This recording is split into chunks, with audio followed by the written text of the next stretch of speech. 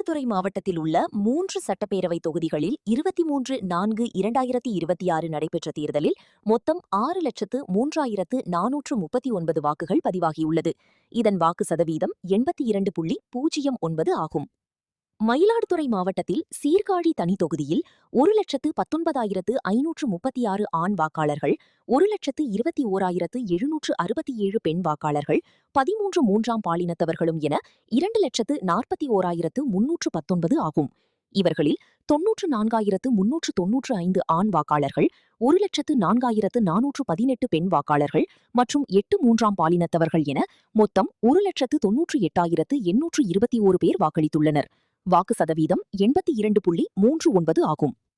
மயிலாடுதுறை தொகுதியில் 1,15,452 ஆண் வாக்காளர்கள், 1,19,076 பெண் வாக்காளர்கள், 26 மூன்றாம் பாலினத்தவர்கள் என 2